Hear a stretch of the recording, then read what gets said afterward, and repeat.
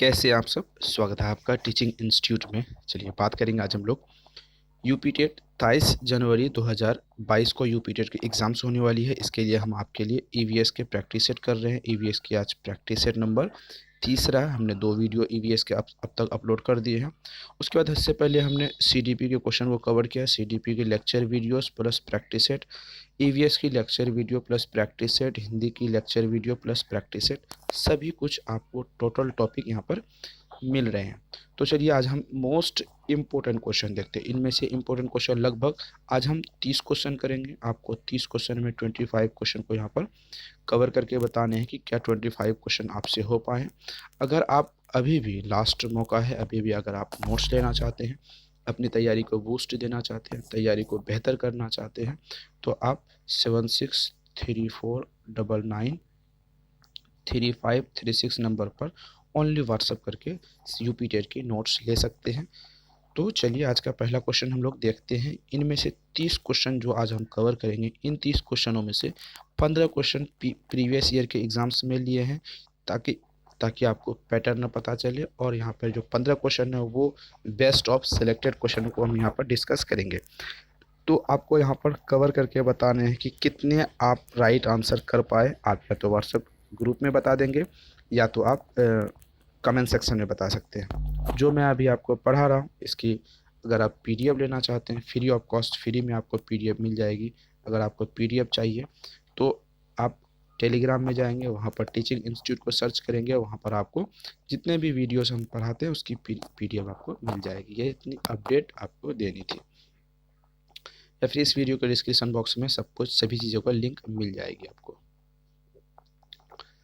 तो चलिए पहला क्वेश्चन आज हम लोग देखते हैं। इनमें से कौन सा बंदरगाह पूर्वी तट का सबसे गहरी भूमिवर्ती यानी चारों ओर से जमीन से घिरा है, भूमि से घिरा है, पूर्ण रूप से संरक्षित बंदरगाह है? चेन्नई का, ट्यू ट्यूटिकोरिन कोरिन का, पारादीप का, विशाखापट्टनम का। यहाँ पर सवाल आपसे पूछा है कि इनमें से कौन सा ऐसा पूर्वी तट, यहाँ पर याद रखें बंदरगाह, जो सबसे गहरी है और चारों ओर से ज़मीनों से घिरा है, भूमि से घिरा है। तो इसका राइट आंसर आपको बताने हैं। तो चलिए इसका राइट आंसर क्या हो जाएगा आपको बताने हैं।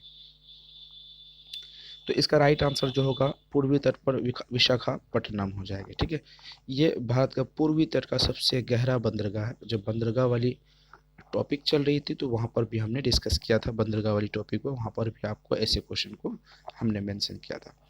तो ये सबसे गहरा है। ठीक है, ये बंदरगाह अब मिलता कहाँ पे है, कहाँ पे? आंध्र प्रदेश में, एपी में है। ठीक है, आंध्र प्रदेश में ये बंदरगाह है, भारत के पूर्वी तट के।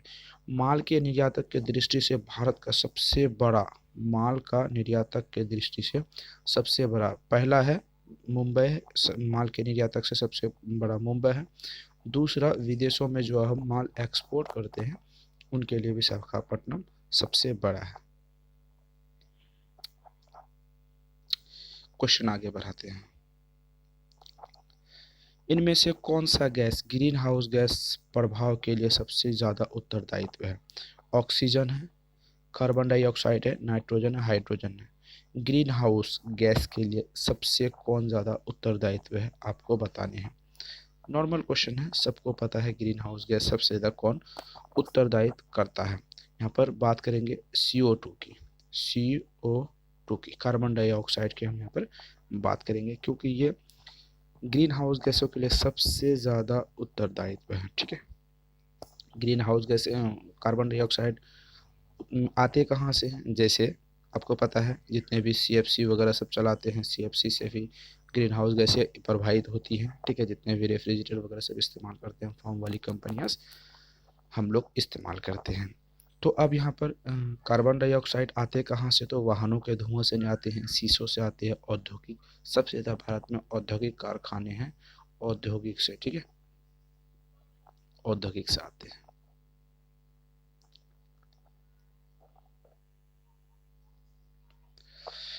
इनमें से कौन सा जल प्रदूषण के सोर्स नहीं है? यानी नेगेटिव सेंस में क्वेश्चन पूछा गया, जब भी आपसे नहीं या ना वाला क्वेश्चन पूछे तो वो 3 ऑप्शन वहाँ पे सही हो जाते हैं, ठीक है, एक ही गलत होते हैं, आपको गलत वाले को ढूंढना।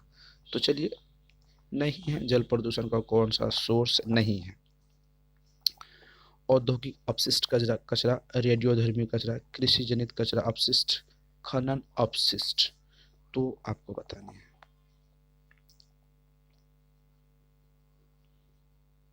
चलिए, यहाँ पर बात करते हैं हम सबसे पहले कि अपशिष्ट, औद्योगिक अपशिष्ट जो कचरा होते हैं, कल कारखानों से निकलने वाले जो कचरे होते हैं, क्या वो हमारे जल प्रदूषण के लिए इम्पोर्टेंट है? हाँ, ये जल प्रदूषण को बढ़ावा देती है, ठीक है। रेडियोधर्मी कचरा, रेडियोधर्मी कचरा की अगर हम यहाँ पर बात करें तो ये भी हमारे पॉल्यूशन को बढ़ावा देती है। कृषि जनित कचरा, अपशिष्ट पदार्थ, ऐसे जो कृषि में उत्पादन, कृषि में जो हम इस्तेमाल करने वाले पदार्थ है जो अपशिष्ट नहीं होते, मतलब वो घुलते नहीं ज़मीन में, तो ये भी कचरा देते हैं। तो खनन वाले अपशिष्ट ये नहीं होगा। ऑप्शन नंबर ए, बी, सी तीनों हो जाएंगे। तो खनन वाले नहीं होंगे, तो खनन वाले को हम गलत होंगे तो गलत वाले को सही कर लेंगे, ठीक है। तो यहाँ आप क्वेश्चन समझ रहेंगे, ये अपशिष्ट कचरा जो है ये होते हैं। ऑप्शन नंबर बी भी ये होते हैं, ऑप्शन नंबर सी ये भी होते हैं। तो right answer option number D जो है वो नहीं होते, नहीं होने जो नहीं होते उसे हम टिक मार के सही कर लेते हैं। यहाँ पर सवाल पूछा है आपसे, जल प्रदूषण का सोर्स नहीं है, याद रखेंगे, जल प्रदूषण का सोर्स नहीं है, ये सवाल आपसे पूछा गया, तो इसका राइट आंसर आपको यहाँ पर बताने हैं, ठीक है। रेडियोधर्मी की अगर हम यहाँ पर बात करें तो रेडियोधर्मी कचरा जल प्रदूषण के वाहक नहीं है, ठीक है। चलिए, आगे क्वेश्चन देखते हैं। भारत में बाढ़ संबंधी चेतावनी जारी कौन करता है? केंद्रीय जल आयोग, सिंचाई एवं जल नियंत्रण विभाग, जल संसाधन विभाग, उपयुक्त सभी। भारत में बाढ़ की संबंधी चेतावनी कौन करता है, ये आपको बताने हैं। चलिए, राइट आंसर होगा ऑप्शन नंबर यहाँ पर बी, भारत में बाढ़ संबंधी चेतावनी का जो जारी करता है ये सिंचाई एवं जल नियंत्रण विभाग करता है। ये भारत सरकार द्वारा नियुक्त किया गया एक संस्था है। ग्राम पंचायतों का कार्य क्या है? जल संसाधनों का रखरखाव करना, स्कूलों का निर्माण करना, बीपीएल लाभार्थी की सूची को तैयार करना, या इनमें से सभी। क्या ग्राम पंचायतों के स्तर, ग्राम पंचायत का मतलब ये हो गया जो पंचायती राज व्यवस्था है उनके द्वारा चुना गया जो सरपंच है, कौन है? सरपंच की बात यहाँ पर की गई है, यहाँ सरपंच की बात की गई है। सरपंचों का जो कार्य क्या है वो है जल संसाधनों का रखरखाव करना, ऑप्शन नंबर ए, वो सरपंच है वो करेंगे। स्कूलों का निर्माण करने में जो उनकी भूमि भागीदारी होगी वो भी करेंगे। बीपीएल कितने लाभार्थी हमारे उसके राज्य में है, सॉरी उसके पंचायत में बीपीएल के कितने लाभार्थी, इनके बारे में बताना।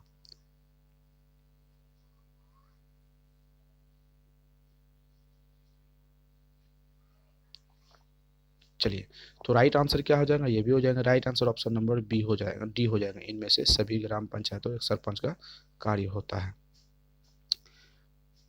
पंचायत अपघटन के कारण उत्पन्न होने वाली परिणामी कचरे में शामिल है भूस्खलन, बाढ़ एवं सूखा, वनों के अग्नि दुर्घटना, उपरोक्त सभी। पंचायत अपघटन के कारण उत्पन्न होने वाली परिणामों को शामिल है। क्या राइट आंसर हो जाएंगे? देखिए, यहाँ पर बाढ़ एवं सूखा ये ऑप्शन राइट आंसर हो जाएगा। ऑप्शन नंबर ए गलत हो जाएगा, ऑप्शन नंबर सी गलत हो जाएगा, ऑप्शन नंबर डी यहाँ पर गलत हो जाएगा, ऑप्शन नंबर ए राइट हो जाएंगे। निम्न में से कौन सा राज्य इंदिरा गांधी नहर परियोजना से लाभान्वित है? केरल, उत्तर प्रदेश, राजस्थान, मध्य प्रदेश। इंदिरा गांधी नहर परियोजना से सबसे ज्यादा जो लाभान्वित हुआ है कौन सा राज्य है वो आपको यहाँ पर बताने हैं।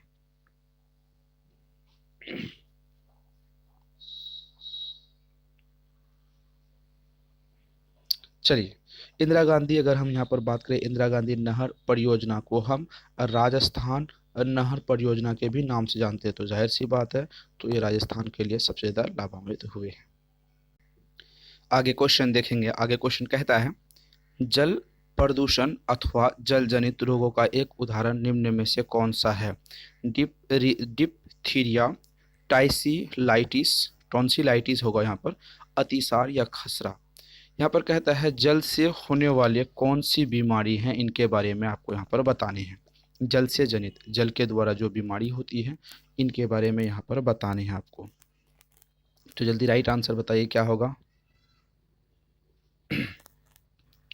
जल से क्या होती है? ऑप्शन नंबर ए नहीं होगा, ऑप्शन नंबर बी ये भी नहीं होगा, ऑप्शन नंबर सी ये राइट आंसर हो जाएगा, अतिसार। अतिसार को और किस नाम से हम जानते हैं, क्योंकि एग्जाम्स में ज़रूरी नहीं है कि अतिसार ही पूछे, ये जल से द्वारा होने वाले रोग है जिसको हम डायरिया नाम से जानते हैं। ठीक है, डायरिया नाम से जानते हैं। Option number C right answer हो जाने हैं।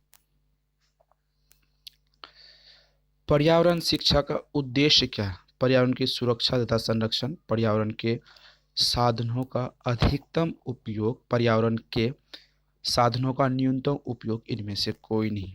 यहाँ पर बात की गई है पर्यावरण शिक्षा का ये जो एम्स है, जो टारगेट है, लक्ष्य है, उसका क्या है।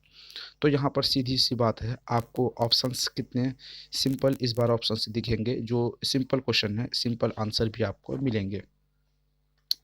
यहाँ पर अधिकतम उपयोग करने के लिए पर्यावरण बिल्कुल भी नहीं कहेगा, ठीक है। न्यूनतम उपयोग के लिए लेकिन ये भी नहीं कहा कि कुछ जो आपके पास ज़रूरी है उसके भी कहेगा, तो ये भी नहीं होगा।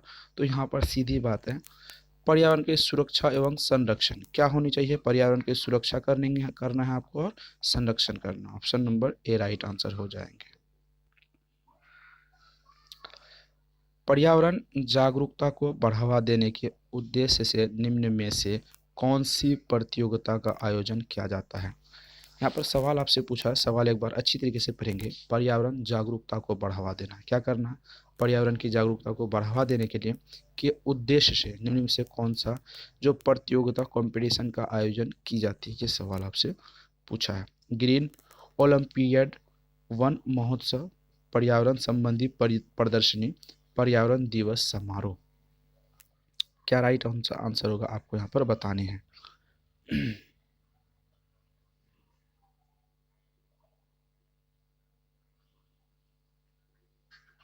चलिए, राइट आंसर क्या हो जाएगा यहाँ पर? Right answer option number A हो जाएगा। राइट आंसर ऑप्शन ए इसलिए होगा कि ग्रीन ओलंपियाड, ठीक है, ओलंपियाड जिसको हम कहते हैं, इसका जो उद्देश्य होता है पर्यावरण के प्रति लोगों को जागरूक करना। क्या करना? पर्यावरण के प्रति जागरूक करना। इसका आयोजन टेरी द्वारा किया जाता है। किसके द्वारा? टेरी द्वारा, ठीक है, याद रखेंगे अगर ऐसा सवाल आपसे पूछे। इसका जो आयोजन किया जाता है टेरी। टेरी का फुल फॉर्म आपको पता है? The energy of resource institute, ठीक है, the energy of resource institute, TERI द्वारा इसका आयोजन किया जाता है, याद रखेंगे। आपको एग्जाम्स में टेरी का फुल फॉर्म पूछ लिया जाएगा। टेरी टी का होगा दी, ठीक है, दी एनर्जी, इस ई फॉर एनर्जी हो जाएगी, ठीक है, energy of, R for resource, I for institute, जैसे टीचिंग इंस्टीट्यूट है इसीलिए टेरी द्वारा, आई फॉर इंस्टीट्यूट होगा, टेरी द्वारा ग्रीन ओलंपियाड का आयोजन होता है, ठीक है। अब तक यूपी टेट जितने भी एग्ज़ाम्स में यूपी टेट एग्ज़ाम्स हुए हैं, ऐसा कोई बार आपसे नहीं हुआ है कि तारीखों वाला सवाल पूछे, मतलब दिवस वाला सवाल पूछे, ठीक है। दिवस वाला सवाल पूछेगा तो आप क्या कर रहे हैं, हमारी दिवस वाली वीडियो जाके देख लेनी है, उससे आपको 1 नंबर पक्के हो जाएंगे 100%। तो चलिए, अगर आप देखे होंगे, जो आप नोट्स लिए होंगे, तो आप इसका राइट आंसर बताइए। निम्नलिखित में से दिवस को पर्यावरण दिवस मनाया जाता है 10 जून, 10, 5 जून, 20 जून या 2 जून। इस हिसाब से कहा जा सकता है कि आपको एक चीज़ कंफर्म कर दिया है, जून। और तारीखों के बारे में आपको बताने हैं, ठीक है। चलिए, right answer option number B हो जाएगा। कब क्या हो जाएगा? ऑप्शन नंबर बी, 5 जून। कब से मनाया जाता है, ये भी एक सवाल आपके लिए होगा। 1972 से इसे मनाया जाता है। किसके? संयुक्त राष्ट्र संघ द्वारा। किसके द्वारा? संयुक्त राष्ट्र संघ द्वारा विश्व पर्यावरण दिवस मनाया जाता है 5 जून को 1972 के 72 से। इसका जो काम है, पर्यावरण के मुद्दे पर वैश्विक स्तर पर, यानी वर्ल्ड लेवल पर, ठीक है, वर्ल्ड लेवल पर इसके मुद्दे को उठाना, सम्मेलन करना, ठीक है। इसका जो आयोजन होता है स्कॉटलैंड में होता है, ठीक है, स्कॉटलैंड में इसका आयोजन होता है। चलिए आगे क्वेश्चन देखते हैं। स्कूलों में पर्यावरण के प्रति जागरूकता लेने हेतु छात्रों की मानसिकता में बदलाव में कौन सी रणनीति कारगर होगी। सवाल आपसे पूछा है, स्कूल में पर्यावरण के प्रति जागरूकता लेने के हेतु छात्रों में कैसे मानसिकता की रणनीति, आपकी क्या स्ट्रेटजी होनी चाहिए जो आप बच्चों में अपने छात्रों में जब पर्यावरण के प्रति जागरूकता में इन्वॉल्व हो सके, उसे जागरूकता के बारे में बता सके। खेल प्रतियोगिता का आयोजन करके, पाठ्यक्रम में बदलाव था, गैर शैक्षिक रचनात्मक क्रियाकलाप शामिल करके, परीक्षा के माध्यम से, इनमें से कोई नहीं। तो राइट आंसर मैं आपको लिए यहाँ पर 4 आंसर है, तो मैं आपको लाइफ लाइन 2 कर देता हूँ, 2 आपके लिए नहीं होगा। ठीक है, चलिए कौन 2 नहीं होगा ये आपको बताने हैं। चलिए हम आपको बता देते, सॉरी, ये 2 आपके लिए नहीं होगा। आपके पास option A, option B, 2 right answer बचते हैं। इन दोनों में बताने हैं कि कौन राइट आंसर होंगे, option A and option B में, क्योंकि हम इन दोनों को लाइफ लाइन में हटा दिए हैं। तो राइट आंसर बताइए। अब आते हैं हम बात, हम जब आपको टैग वाली वीडियोस पढ़ा रहे थे, टैग कहती है, टैग एंड ट्रिक जो कहती है, ट्रिक जिसे आप बोल सकते हैं, ठीक है, ट्रिक में हम सिखाए थे, वो ऑप्शन आपके लिए बेहतर होगा जो ऑप्शन में बच्चे एक्टिव होते हैं, खुद से कार्य करते हैं। ठीक है, तो यहाँ पर आप देखते हैं रचनात्मक क्रियाकलाप को शामिल करके, जहाँ पर बच्चे खुद एक्टिव होंगे, क्या करेंगे, एक्टिव होंगे, खुद बच्चे काम करेंगे, वो आपके लिए ऑप्शन सही हो जाएगा, ऑप्शन नंबर बी। भारतीय संविधान द्वारा उपलब्ध किए गए मूलभूत अधिकारों का उद्देश्य क्या है। बच्चों का सर्वांगीण विकास, पुरुषों का सर्वांगीण विकास, महिलाओं का सशक्तिकरण, नागरिकों के व्यवहार का सर्वांगीणकरण। भारतीय संविधान द्वारा उपलब्ध किए गए मूलभूत अधिकारों के बारे में यहाँ पर बात की गई है। तो राइट आंसर बताने हैं आपको यहाँ पे। चलिए राइट आंसर बताइए। यहाँ पर option number D right answer हो जाएगा, नागरिकों के व्यक्तित्व का सर्वांगीण विकास। जो नागरिक है उनके पर्सनैलिटी का चारों तरफ से विकास, चहुमुखी विकास, सर्वांगीण विकास की यहाँ पर बात की गई है। अगर संविधान में मूलभूत अधिकारों की बात करें तो कौन से अनुच्छेद में आते हैं, अनुच्छेद नंबर 12 में आते हैं, याद रखेंगे, अनुच्छेद नंबर 12 में, और 12 से यहाँ पर 32 में आते हैं, 12 से 32 में आते हैं। ठीक है, आगे क्वेश्चन देखते हैं, सामाजिक विज्ञान में कौन सा आयाम यानी विषय शामिल नहीं है, यानी नेगेटिव क्वेश्चन है। आपको पता है नेगेटिव में 3 सही 1 गलत, हमें क्या करना है, गलत वाले को ढूंढना पहले। तो पहले सही ढूंढ लेते हैं, इतिहास, भूगोल, राजनीतिक, व्यवसायिक। सामाजिक विज्ञान के जो विषय हैं उनमें कौन सा एक ऐसे सब्जेक्ट है जो शामिल नहीं है, आपको बताने हैं। ठीक है, इतिहास सामाजिक विज्ञान में आता है, भूगोल सामाजिक विज्ञान में आता है, राजनीतिक सामाजिक विज्ञान में आता है, व्यवसाय ये बिजनेस पर्पज से आता है। ये नहीं है, जो नहीं है वो सही हो जाएंगे। आपको पता है जब हम रूपरेखा एनसीएफ 2005 हम शॉर्ट में पढ़ते हैं, एनसीएफ 2005 जब हम आपको पढ़ा रहे थे, तो वहाँ पर आपको बताए थे सामाजिक विज्ञान के अंतर्गत इतिहास, भूगोल, नागरिक शास्त्र, अर्थशास्त्र, बहुत सारे विषय शामिल होते हैं। शिक्षा का सामाजिक विज्ञान का एक विषय नहीं है, क्योंकि व्यावसायिक शिक्षा एक सामाजिक विज्ञान का विषय नहीं है। एनसीएफ जब आप पढ़ेंगे तो आपको बारीकी से समझ आ जाएगी। एनसीएफ अगर आप नहीं पढ़े तो आप नोट्स ले लीजिए, नोट्स में आपको अच्छी तरीके से मिल जाएगी, या फिर आप हमारे एनसीएफ वाली वीडियोस देख लीजिए। आप चैनल पे जाइए, चैनल के प्लेलिस्ट में जाइए, वहाँ पर आपको वीडियोस मिल जाएगी। आगे बढ़ते हैं, अंकों के आधार पर किस पाठ्यक्रम यानी विषय वस्तु की बात करिए परीक्षा नहीं की जा सकती, स्वास्थ्य, योग, संगीत, उपयुक्त सभी। जहाँ पर अंक के आधार पर पूछा है, नंबर के आधार पर, बेस्ड ऑन नोमेरिकल क्वेश्चन, ठीक है, तो किसकी ऐसी कौन सी चीज़ें हैं जिसका एग्ज़ाम से नहीं हो पाएगी, आपको यहाँ पर पूछा है। तो सबसे पहले आपको बता दें कि अंक के आधार पे कोई भी विषय वस्तु अभी तक बना नहीं जिसकी एग्ज़ाम से नहीं होगी, वो है स्वास्थ्य, इसके एग्ज़ाम से नहीं होगी, योग ये भी नहीं होगी, संगीत ये भी नहीं होगी। तो यहाँ पर option number D right answer हो जाएंगे। निम्नलिखित निम्न इन सॉरी इनमें से कौन सा पर्यावरण समस्या नहीं है? फिर वही क्वेश्चन, नेगेटिव टाइप के क्वेश्चन, मतलब 3 सही 1 गलत। जल का विनाश यानी दुरुपयोग, जल संरक्षण, वनों की कटाई, भूमि अपरदन पर्यावरण समस्या नहीं है। ठीक है, राइट आंसर बताने हैं आपको। बड़ा सिंपल क्वेश्चन है और सिंपल वे में आप इसको राइट आंसर देंगे। पर्यावरण की समस्या नहीं, वन का संरक्षण करते हैं तो पर्यावरण की समस्या से हम निजात पाते हैं। क्या होते हैं? निजात पाते हैं, यानी कि एक पर्यावरण समस्या नहीं है। वनों की कटाई पर्यावरण की समस्या है, भूमि का अपवर्दन पर्यावरण की समस्या है, जल का विनाश पर्यावरण की समस्या है। तो सभी तो हैं, क्या नहीं है? जल का संरक्षण राइट आंसर हो जाएगा।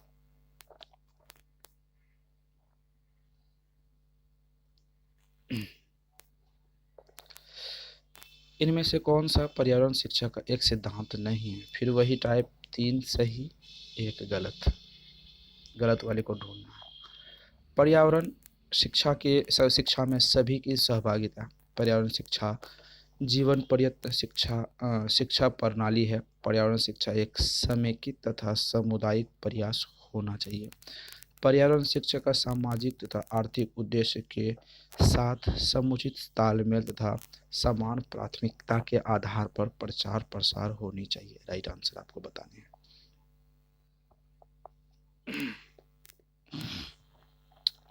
तो यहाँ पर राइट आंसर क्या हो जाएंगे? ये नहीं होंगे। ठीक है, ऑप्शन ए बी सी तीनों सही हो जाएंगे, जो नहीं होंगे उसे ही हम सही कर लेंगे। पर्यावरण शिक्षा जीवन प्रयत्न शिक्षा प्रणाली नहीं है, बिल्कुल गलत, क्योंकि पर्यावरण शिक्षा पूरी जिंदगी चलती रहती है।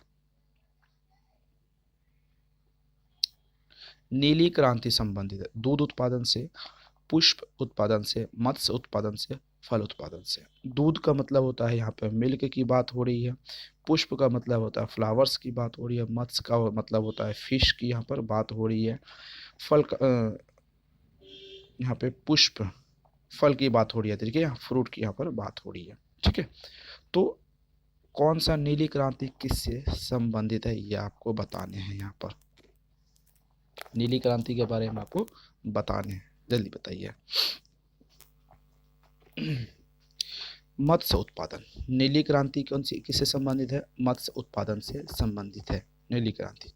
अगर हम यहाँ पर बात करें तो दूध क्रांति किससे संबंधित है ये भी आपको जानने हो चाहिए। दूध क्रांति दूध उत्पादन श्वेत क्रांति से। ठीक है, श्वेत क्रांति से। अब आगे बात करते हैं पुष्प उत्पादन। अगर आप फल उत्पादन की अगर बात करें तो फल कौन से हैं? हरित क्रांति किसे आता है? हरित क्रांति से संबंधित आता है। यहाँ पर होगा option number C, option number B सभी प्रकार की सम्मिलित क्रांतियों पर हो जाएगा। इनमें से कौन सा मानव पर्यावरण का एक घटक नहीं है? कौन सा एक है जो मानव पर्यावरण का घटक नहीं है? भूमि, धर्म, समुदाय, पर्यावरण। यहाँ पर सिंपल क्वेश्चन आपसे पूछा है, तो यहाँ पर आप देखे होंगे भूमि ये पर्यावरण से संबंधित है, समुदाय ये पर्यावरण से संबंधित है, परिवार सब पर्यावरण से संबंधित है। ऑप्शन नंबर बी ये नहीं है, जो नहीं है उसे हम सही कर लेंगे। पिघले हुए मैग्मा से निर्मित चट्टान है, अग्नेय चट्टान, अवसादी, रूपांतरित, इनमें से कोई नहीं। एग्जाम्स में कई बार पूछा जाता है ऐसे क्वेश्चन, ये यूपी टेट का मान लीजिए तो फेवरेट क्वेश्चन है। यूपी टेट का ऐसे क्वेश्चन को आप इग्नोर ना करें। ठीक है, ऐसे क्वेश्चनों को आप बिल्कुल भी इग्नोर नहीं करेंगे। अगर बात करते हैं यहाँ पर पिघले हुए मैग्मा से निर्मित अग्नेय चट्टान है, option number A right answer हो जाने हैं। इनमें से कौन सी हमें सूरज की घातक किरणें यानी पराबैंगनी किरणें है, अल्ट्रा वायलेट रेडिएशन यूवी, ठीक है, से रक्षा करती है? Carbon dioxide, nitrogen, ozone, oxygen. कौन रक्षा करती है पराबैंगनी किरणों से? कौन हमें रक्षा करती है? सिंपल सी बात है, यहाँ पर ओजोन परत हो जाएगी। ठीक है, ओजोनोस्फेयर। ऑक्सीजन के 3 अणुओं से मिलकर ओजोन का, ऑक्सीजन के 3, ये तो हुआ ऑक्सीजन 3 अणु, ठीक है, ऑक्सीजन के 3 अणुओं से मिलकर ओजोन का निर्माण हुआ है, याद रखेंगे आप। ओजोन परत हमें अल्ट्रावायलेट रेडिएशन यूवी रेडिएशन से हमें सुरक्षा करती है, सूरज की आने वाली किरणों से। अगर ओजोन परत ना हो तो हमारे इस दुनिया में इतनी गर्मी बढ़ जाएगी, इतनी स्किन्स प्रॉब्लम आ जाएगी, आंखें ख़त्म हो जाएंगे, तो व्यक्तियों का जीना मुश्किल हो जाएगा। आगे बात करते हैं। जल वाष्प वायुमंडल में अवक्षेपित संगठित होकर द्रव के रूप में पृथ्वी पर गिरती है, जो कहते हैं बादल, वर्षा, भाप, जल वाष्प। जल वाष्प वायुमंडल से असंगठित होकर द्रव के रूप में पृथ्वी पर गिरती है, क्या कहते हैं? बड़ा सिंपल क्वेश्चन है, सिंपल से लॉजिक है। जो जल है भाप बनती है, ठीक है, संगठित होकर जमा होकर हमारे पृथ्वी पर गिरती है, उसे वर्षा कहते हैं। कटीली झाड़ियाँ पाई जाती है। गर्म तथा आर्द्र विषुवतीय जलवायु, गर्म तथा शुष्क मरुस्थलीय जलवायु, शीतल ध्रुवीय जलवायु, इनमें से कोई नहीं। कटीली झाड़ियाँ कहाँ पाई जाती है, ये आपसे सवाल पूछा है।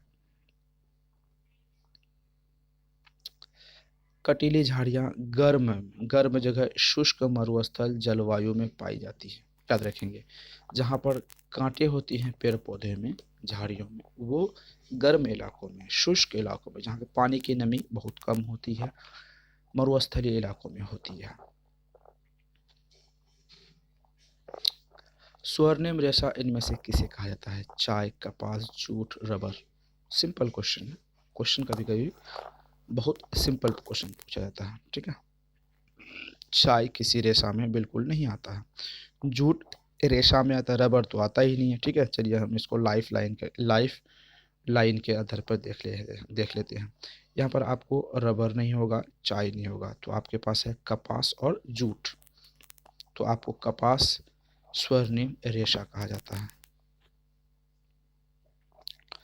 पृथ्वी का जुड़वां उपग्रह किसे कहते हैं? बृहस्पति, शनि, शुक्र, मंगल।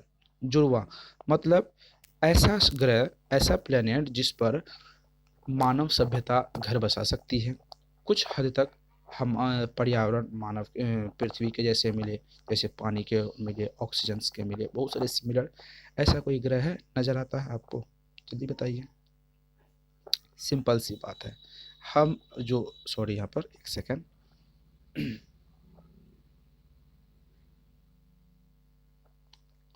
जो जुड़वां की बात होती है यहाँ पर शनि नहीं होगा, ठीक है। शनि आप सोचेंगे ये नहीं होगा, शुक्र, क्योंकि अर्थ के जैसा शुक्र एक ऐसा ग्रह है जिसकी साइज सौर मंडल में सेम है। दूसरी ग्रह इसके बहन भी कहते हैं। अगर यहाँ पर सवाल आपसे पूछे जुड़वां, पृथ्वी का जुड़वां या फिर पृथ्वी की बहन, ये सवाल आपसे यूपिटर में पूछा गया तो वो शुक्र ग्रह है, ठीक है। विश्व में सबसे इनमें से विश्व का सबसे ऊंचा पठार कौन सा है? दक्कन का पठार, मालवा का पठार, छोटा नागपुर का पठार, तिब्बत का पठार। सिंपल क्वेश्चन है, 5 सेकेंड इसके राइट आंसर आपको देने हैं, सिर्फ ओनली 5 सेकेंड में। विश्व की छत, ठीक है, या ऐसे विश्व की छत कह ले, या विश्व का सबसे बड़ा ऊंचा पठार कौन सा है, इसे कह ले। तिब्बत का पठार, ठीक है। तिब्बत का पठार दुनिया में सबसे ऊंची पठार है, जो 4500 मीटर है। अगर इसे फीट की बात करें तो 14,800 फीट है। तिब्बत का पठार मध्य एशिया में स्थित एक ऊंचाई वाला पठार है। यह दक्षिण में हिमालय पर्वत से मिलकर उत्तर में तकला मरुस्थल तक स्थित है। पठार लगभग, अगर इसकी लंबाई की बात करें तो 1000 किलोमीटर लंबा है इसकी, ठीक है। चौड़ाई की बात करें तो 2500 किलोमीटर इसकी चौड़ाई है। चलिए, और कुछ जानकारी इसमें चाहिए तो आगे बढ़ते हैं। मानव निर्मित या मानव जनित आपदा का उदाहरण है भूकंप, सुनामी, रासायनिक अपरदन, भूस्खलन। यहाँ पर पूछा आपसे सवाल में कि मैन मेड, ठीक है, जो हम लोग के द्वारा होती है उसे मानव निर्मित कहते हैं। क्वेश्चन आप समझे पहले, ठीक है। तो भूकंप मानव निर्मित है? नहीं। सुनामी मानव निर्मित है नहीं, भूस्खलन मानव निर्मित है नहीं, तो आपके क्या हो जाएंगे भैया, तो रासायनिक अपवर्तन। ये केमिकल जो चीज़ें हैं, केमिकल, ये मैन मेड है, हमने बनाई है। भूकंप, सुनामी, भूस्खलन ये नेचुरल है, ठीक है, ये प्रकृति है, ठीक है, नेचुरल है, उसे मानते हैं। Option number C right answer. Bhopal gas आपदा के जिम्मेदार कौन है?